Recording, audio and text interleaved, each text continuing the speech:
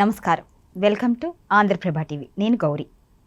సినిమాల్లో విజయం సాధించడం అనేది చాలా కష్టమైన విషయం. ఆ విజయం సాధించాలి అంటే ఖచ్చితంగా సపోర్ట్ అనేది ఉండాలి అనేది అందరికీ తెలిసిన విషయంలే. ఆ సపోర్టుతో పాటు వ్యక్తిగతంగా తాను కూడా ఎంతో కష్టపడాలి. మనందరికీ తెలిసిన వ్యక్తి రామ్ చరణ్. ఈ మెగా కుటుంబానికి చెందిన రామ్ చరణ్ మరి తాను వ్యక్తిగతంగా కష్టపడడం వల్ల సక్సెస్ సాధించారా, లేకపోతే ఆయన మేనమామ గారి అండతో సక్సెస్ సాధించారా అనేది వివాదాస్పదంగా మారింది. ఒకవైపు అల్లు అరవింద్ తన వల్లనే తన మేనల్లుడికి బ్రేక్ వచ్చింది అనే కామెంట్స్ చేస్తున్నారు. మరి ఈ కామెంట్స్లో నిజమెంత, అసలు నిజంగానే రామ్ చరణ్కి సక్సెస్ సాధించడం వెనుక అల్లు అరవింద్ హస్తం ఉందా అనే విషయాలని ఈరోజు మనం చర్చిద్దాం.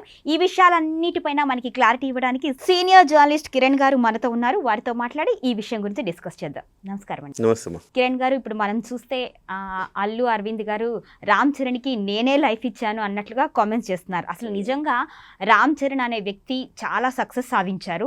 ఆయన మెగా వారసుడిగా కాకుండా వ్యక్తిగతంగా కూడా తను ఎంతో కష్టపడ్డారన్నది అందరికీ తెలుసు. నిజంగా ఆయన కష్టపడటం వల్ల వచ్చిందంటారా, లేకపోతే వెనకుండి మేనమామ గారు సహాయ సహకారాలు అందించడం వల్ల వచ్చింది అంటారా? ఇది మరి విడ్డూరం అండి ఈ కామెంట్. మేనమామ సినిమా తీయడం అనేది చిరంజీవి గారు చెప్తే లైన్లో ఉంటారు ప్రొడ్యూసర్లు, ఉండరా? రామ్ చరణ్ గారిని లాంచ్ చేయడానికి ప్రొడ్యూసర్లు ఉండరా? ఉంటారు. కానీ చిరంజీవి గారు ఏంటంటే తన బావమరిది అల్లు అరవింద్ అయితే కంఫర్ట్గా ఉంటుంది కదా అని ఆయనకు అవకాశం ఇచ్చాడు. అవకాశం ఆయన ఇచ్చాడు. ఈయన రామ్ చరణ్ గారికి హిట్ ఇవ్వాల. ఆ హిట్ ఇచ్చే అవకాశాన్ని ఆయన చిరంజీవి గారు ఆయనకి ఇచ్చారు అల్లు అరవింద్ గారికి. సో అల్లు అరవింద్ గారు ఇంకా చెప్పాలి అంటే మ్యాసివ్ హిట్, జాతీయ స్థాయిలో పాన్ ఇండియా రేంజ్లో పోవాల్సిన హిట్ని ఆపిన ఘనుడు అల్లు అరవింద్ గారు ఆ సినిమాకి. సో వాస్తవానికి మొన్నటికి మొన్న ఒక కామెంట్స్ చేసి కొంచెం అవమానించాడు. మళ్ళీ తమిళ ఛానల్కి వెళ్ళి ఇంకో అవమానం. మొన్న జరిగిన అవమానం మీకు తెలుసు కదా, దిల్ రాజు గారితో ఆయన ఇన్వైట్ చేసేటప్పుడు దిల్ రాజు గారు మామూలు కదా, ఒక సినిమాని ఇలా పడేశాడు, ఒక సినిమాని లేపాడంటే, పడేశాడంటే మీరు గేమ్ చేంజర్ గురించే. ఆ ప్రస్తావన అవసరమా?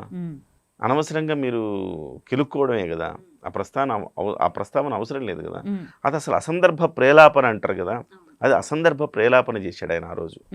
సో దాని మీద వివాదం అయిన తర్వాత కొంచెమైనా మీకు స్పృహ ఉండాలి కదా. మళ్ళీ వెళ్ళి ఒక తమిళ ఛానల్లో మాడుతూ Chirutha so very very average film, first film, నా మేనల్లుడికి నేను ఏం చేయాలని ఆలోచించి ఒక పెద్ద డైరెక్టర్ రాజమౌళిని తీసుకొచ్చి సూపర్ హిట్ ఇచ్చాను అని ఏదో గొప్పగా తానేదో రామ్ చరణ్కి లైఫ్ ఇచ్చినట్టుగా మాట్లాడాడు. ఇది కూడా పరమ దుర్మార్గం. అది నిజం చెప్పాలంటే ఇంతకుముందు నేను చెప్పినట్టుగా రాజమౌళి గారు ఒక ఇంటర్వ్యూలో చెప్పారు, తెలుగులో బాగా వెళ్ళింది కదండి, తమిళ్ వెర్షన్ ఇవి డబ్ చేసి వేద్దామండి, అవి డెఫినెట్గా బాగా వెళ్తాయి, ఒక పాన్ ఇండియా రేంజ్ ఈ సినిమా ఇది అని చెబితే, ఆ డబ్బులు దండగ ఎందుకు, వద్దులేండి, చాలు, ఇక్కడ వరకు చాలు అని ఆ సినిమాని నిజంగా కుచించేసిన వ్యక్తి, పెద్ద హిట్ కావాలి జాతీయ స్థాయిలో, అలాంటి సినిమాని ఆపేసిన వ్యక్తి అల్లు అరవింద్ గారు. ఆ సినిమాకి న్యాయం కాదు, అన్యాయం జరిగింది. రెండవది, అసలు ఫస్టే రాజమౌళిని ఏం తీసుకురావడం ఏంటి? రాజమౌళి గారు తన ఇంటర్వ్యూలో ఏం చెప్పాడు, ఫస్ట్ ఫిల్మ్ నన్నే చేయమన్నారు, అంత భారాన్ని నేను మొయ్యలేను, ఫస్ట్ ఎక్స్పెక్టేషన్స్ ఎక్కువ ఉంటాయి కాబట్టి ఆ ఎక్స్పెక్టేషన్స్ని నేను మొయ్యలేను, చిరంజీవి గారి తనయుడు, మెగాస్టార్ తనయుడు అంటే ఆయన సినిమా ఏమాత్రం తేడా వచ్చినా నన్ను తిడతారు, నాకు అంత ఒత్తిడి ఉంటుందండి, వద్దండి, నేను సెకండ్ సినిమా చేస్తానని చెప్పాను చిరంజీవి గారితో. సరే నువ్వు సెకండ్ సినిమా చేయని చిరంజీవి గారు అన్నారు, సో లేకపోతే ఫస్ట్ సినిమానే నాకు చేయమని నన్ను అడిగారు అని అన్నాడు. అంటే అల్లు అరవింద్ గారు రాజమౌళి గారిని తీసుకురావడం కాదు, రాజమౌళి గారు ఆల్రెడీ ఫస్ట్ సినిమా అప్పుడే సెకండ్ సినిమాకి ఫిక్స్ అయిపోయారు. సో అది అబద్ధం. ఇక మూడవది, చిరుత వెరీ వెరీ యావరేజ్ అన్నాడు, అది పరమ అబద్ధం. ఆ రోజుల్లోనే 2007లో 25 కోట్ల రూపాయల షేర్ కలెక్ట్ చేసింది ఆ సినిమా. 25 కోట్ల రూపాయల షేర్ అంటే అందులో అదే సమయం 2007లో, ఇది 2007లో దేశముద్రని సినిమా రిలీజ్ అయింది. ఆ దేశముద్రకి ఈ చిరుతకి ఒకళ్ళే డైరెక్టర్, పూరి జగన్నాథ్ గారు. పూరి జగన్నాథ్ గారు దేశముద్ర సినిమాకి 22 కోట్ల షేర్ వచ్చింది. అంటే దాదాపు 3 కోట్ల షేరు చిరుతకి ఎక్కువ వచ్చిందిగా. అటువంటిప్పుడు దేశముద్రే హిట్ అయితే ఇది బ్లాక్ బస్టరే కదా. దేశముద్రనేమో హిట్ జాబితాలు వేస్తారు, చిరుతనేమో వేరా, అది ఎట్లా కుదురుతుంది? సో ఆ రకంగా చూసుకున్నా కానీ చిరుతనే ద బెస్ట్. ఇంకోటి, ఆ క్షణంలో ఆ ఇయర్ వచ్చిన సినిమాలో బెస్ట్ డెబ్యూట్ మూవీ అది. అంటే ఒక హీరో ఇంట్రడ్యూస్ అయిన తర్వాత ఆ స్థాయి కలెక్షన్లు తెచ్చుకోవడం అనేది ఒక రికార్డ్, ఆల్ టైమ్ రికార్డ్. అది 8వ ప్లేస్లో ఉంది, దేశంలోనే 8వ ప్లేస్లో ఉంది, ఆల్ టైమ్ రికార్డ్ అది. సో ఆ రకంగా తీసుకున్నా కానీ అది రికార్డులు సృష్టించింది.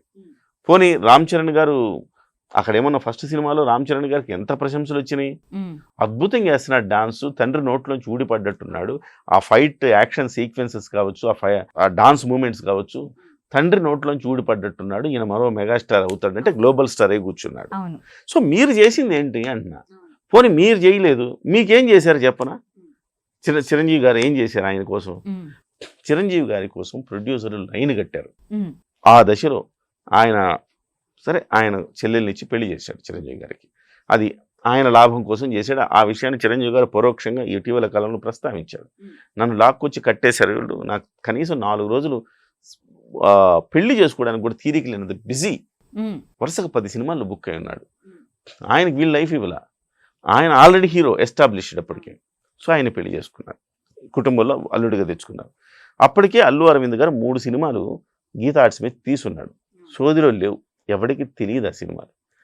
ఆ రోజు మొదలుపెడితే కిరాతకుడు దగ్గర నుంచి వరుసగా మెగా ఫ్యామిలీతో మగధీర వరకు చూస్తే 10 సినిమాలు తీశాడు. కేవలం చిరంజీవి గారితో తీశారు 10 సినిమాలు. చిరంజీవి గారు, రామ్ చరణ్ వీళ్ళతోనే 10 సినిమాలు తీశాడు. ఇంకా వేరే వాళ్ళతో తీయలేదు ఆయన, వేరే హీరోతో తీయలేదు ఆయన. ఎందుకు తీయలేదు?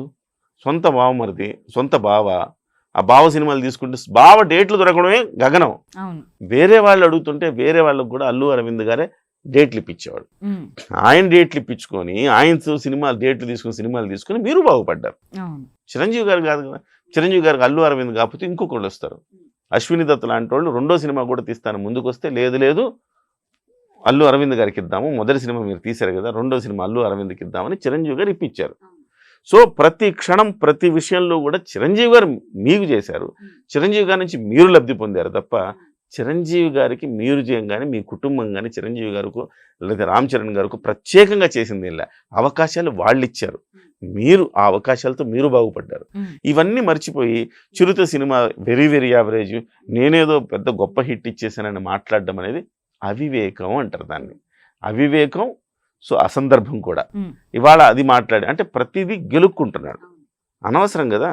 వాళ్ళ లైఫ్ వాళ్ళు చూసుకుంటున్నారు. నీ కొడుకు సినిమా హిట్ అయింది అనుకుంటే హ్యాపీగా ఎంజాయ్ చేయి, పక్కన వాళ్ళ సినిమా పోయినందుకు నువ్వు ఎందుకు ఆనందిస్తావు? పుష్ప సినిమా టైంలో కూడా ఇలానే కొన్ని కామెంట్స్ వచ్చాయి. అసలు అల్లు ఫ్యామిలీకి మెగా ఫ్యామిలీకి ఇవి జరుగుతూనే ఉన్నాయి, ఎందుకు అసలు ఇలాగా అల్లు ఫ్యామిలీ బిహేవ్ చేస్తుంది అనుకోవాలి సార్. ఒకటి ఇక్కడ రైవల్రీ వచ్చేసింది. ఇప్పుడు అల్లు అరవింద్ గారు ఏమనుకుంటున్నారంటే, మా తరంలో చిరంజీవి గారు హీరో, ఆయనకి మేము ఎప్పుడు అడుగులకు మడుగులు ఎత్తేవాళ్ళం, ఆయనే నెంబర్ 1 కాబట్టి ఆయన కోసం మేమంతా కష్టపడేవాళ్ళం, ఆయన కోసం ఆయన నీడలో మేము ఉన్నాం. ఇవాళ నా కొడుకు అనేవాడు కూడా సూపర్ టాలెంటెడ్, వాడు ఎవరి నీడలో ఉండాల్సిన అవసరం లేదు, వాడే ఒక ఛత్రపతిలాగా ఉండాలి అనుకున్నాడు. సో అందుకోసం అందులోంచి పుట్టిన ఒక దురాలోచనలు ఇవన్నీ అని చెప్పాలి. సో ఒక సెల్ఫ్ గోల్స్ వేసుకుంటున్నారు వీళ్ళంతా, స్వార్థపూరితమైన ఆలోచనలు. రామ్ చరణ్ ఎంతో, అల్లు అర్జున్ నాకు అంతే, నా బిడ్డ నా చేతుల మీద పెరిగిన వాడే అని అంత ప్రేమను ఆయన చూపిస్తే ఈయనేమంటాడు, మేనల్లుని ఇట్లా కించపరుస్తాడా? తప్పు కదా అది. అలాగే సినిమాల వ్యవహారంలో కూడా వాళ్ళ ఫ్యామిలీ అంతా అన్ని సినిమాలను వాళ్ళు కిల్ చేస్తారు. నా దగ్గర ఒక విజువల్ ఉంది, జస్ట్ మీకు వినిపిస్తా. ఆ వినిపించింది చూడండి, వాళ్ళు ఎట్లా ఏ రకంగా దాన్ని వాళ్ళు కించపరిచేలా, వాళ్ళ ఫ్యామిలీ మొత్తం ఎట్లా కించపరుస్తారో మీకు ఒకసారి చూపిస్తా. ఇది స్టేట్ రౌడీ సినిమా విడుదలప్పుడు అల్లు రామలింగయ్య గారు వచ్చి పోయిందంట, పోయింది అన్నాడంట. ఏంది బాబాయ్ అట్లా అంటావు, అసలు తెలుసుకోకుండా అందరూ అంటున్నారండి, సినిమా పోయింది అని అల్లు రామలింగయ్య గారు అన్నారట. ఆ తర్వాత నిన్న దిల్ రాజు తోటి ఇది పోయింది కింద పడేసేవు దాన్ని అని చెప్పి గేమ్ చేంజ్ గురించి ఆయన మాట్లాడిన మాట. ఒక ఫంక్షన్లో ఏమన్నారు ఈయన అల్లు అర్జున్ గారు, ఆ హీరో సినిమా పోవాలని అనుకున్నాను, అది పోయినందుకు చాలా ఆనందపడ్డాను. అంటే ఫ్యామిలీ మొత్తం ఇలానే ఆలోచిస్తారా అనిపిస్తుంది. ఒక్కసారి వినండి, జస్ట్ నేను విజువల్ చూపించగలుగుతాం లేదు కానీ జస్ట్ వినిపిస్తాను. బాబాయ్ అల్లు రామలింగయ్య గారు షూటింగ్ వస్తానే పోయింది, స్టేట్ రౌడీ పోయింది అంటాడు. ఏం మాడుతున్నావు బాబాయ్ అన్నాను నేను. పోయింది చెప్తున్నా కదా నేను. చిరంజీవి గారు తెల్లబోయారు, ఏంటి ఈయన మామయ్య ఇలా మేస్తున్నాడు. కరెక్ట్ గా ఒక 5 నిమిషాల గ్యాప్ లో శశిభూషణ్ గారు వచ్చారు, సారథి స్టూడియోస్ ఆయన, వాళ్ళదే సినిమా. ఫస్ట్ వీక్ ఎంత అద్భుతమైన కలెక్షన్ చేసిందో ఆయన చిరంజీవి గారికి లెక్కలు చెప్పారు. చిరంజీవి గారు భలే చూశారు రామలింగ గారు ఒకసారి ఇలా చూడగానే, నాకేం తెలుసు ఎవడో చెప్పాడు నేను మీకు చెప్పాను అన్నాడు ఆయన. అది అంటే ఒక సినిమా ఎలా చేస్తూ ఒక సినిమాని ఎక్కడికో తీసుకెళ్లి మళ్ళీ ఇన్కమ్ ట్యాక్స్ ఇన్వైట్ చేసి రకరకాలు చేశాడు ఒక వారంలో. ఎంత వెటకారం చూడండి, వెటకారం ధరిస్తుంది అక్కడ. అది మళ్ళీ ఇప్పుడు అల్లు అర్జున్ గారు ఏం మాట్లాడతారు చూడండి. సినిమా పోతే నేను చాలా ఆనందిస్తున్నాను. నన్ను పిలిచి అడిగారు, ఎందుకు అలా ఆనందిస్తున్నావు అని. కాదా పోయింది, నాకు ఆ హీరో సినిమా పోవాలని నేను కోరుకున్నాను, పోయింది అని నేను అనుకున్నాను. అంటే అన్నారు తప్పురా, పాప వాళ్ళు కూడా ఫోన్లో చాలా మంది ఉంటారు. నేను బాబాయ్ నువ్వు అన్ని చాలా క్లాస్ గా మాట్లాడతావు బాబాయ్, నాకు ఎక్కదాను అన్నాను. చిరంజీవి గారు పిలిచి తప్పు అట్లా అనుకోవడం అని చెప్పాట. ఇంకొకటి వినిపిస్తాం మీకు. క్షమించాలి అందరు హీరోల అభిమానులు, పేరు అలీ గారు ఉన్నారు. ఇప్పుడు మాకు తెలియదు, మా చిరంజీవి గారు మాకు నేర్పించింది ఒక హీరోని ద్వేషించే పని మాకు తెలియదు. మాకు చిన్నప్పటి నుంచి మేము అందరం బాగుండాలని కోరుకుంటాం. ఎందుకు బాగుండాలని కోరుకుంటామంటే సర్వే జనం సుఖినో భవంతు అని చెప్పి మా నాన్న నేర్పించిన ఇది మాకు సంస్కృతి. మేమే బాగుండాలి, వాళ్ళు బాగుండకూడదు అనుకుంటే ఎకానమీ తిరగాలి, అందరి దగ్గర డబ్బులు ఉండాలి. ఇది 2-3 సందర్భాల్లో పవన్ కళ్యాణ్ గారు చెప్పారు. చూడండి ఎంత వ్యత్యాసం ఉంది. ఒకవైపు ఫ్యామిలీ మొత్తం సినిమాలు పోతుంటే సంతోషించే ఫ్యామిలీ ఒకవైపు, సినిమా ఎవరిదైనా బాగా ఆడాలి అని కోరుకునే ఫ్యామిలీ ఒకవైపు. మా అన్నయ్య మాకు ఎప్పుడు కూడా ఇలా నేర్పలేదు, మాది ఆ సంస్కృతి కాదు, అలాంటి సంస్కారాన్ని మా అన్నయ్య మాకు ఇచ్చాడు అని చెప్పేసి పవన్ కళ్యాణ్ గారు అంటారు.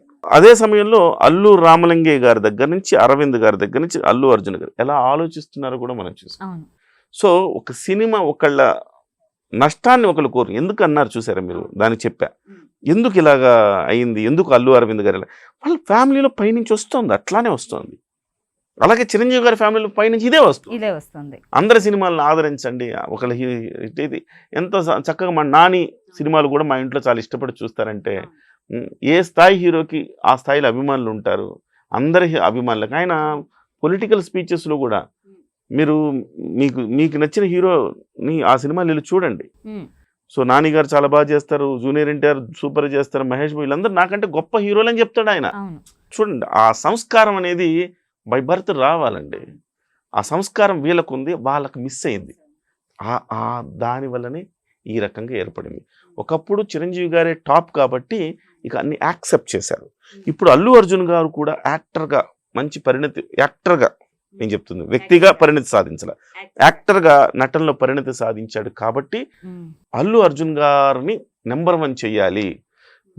మెగా కుటుంబానికంటే అబోవ్ అల్లు అర్జున్ని ఉంచాలన్న తాపత్రయము, ఆ స్వార్థం ఏదైతే ఉందో అది పతనానికి నాంది పలుకుతోంది.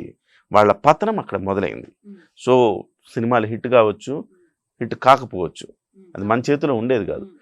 పవన్ కళ్యాణ్ గారికి 10 ఏళ్ల పాటు సినిమా హిట్ లేదు.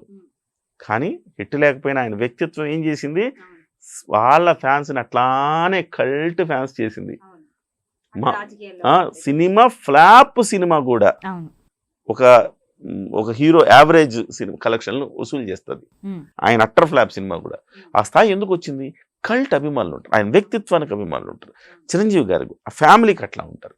సో మరి అల్లు అర్జున్ గారు ఎగసి పడిపోయి అల్లు అరవింద్ గారు మురిసిపోతే ఏదో ఒక రోజు 4 సినిమాలు ఫ్లాప్లో అవ్వగానే మళ్ళీ కింద పడిపోతారు. శాశ్వతం కాదు అది తెలుసుకోలేకపోతున్నారు.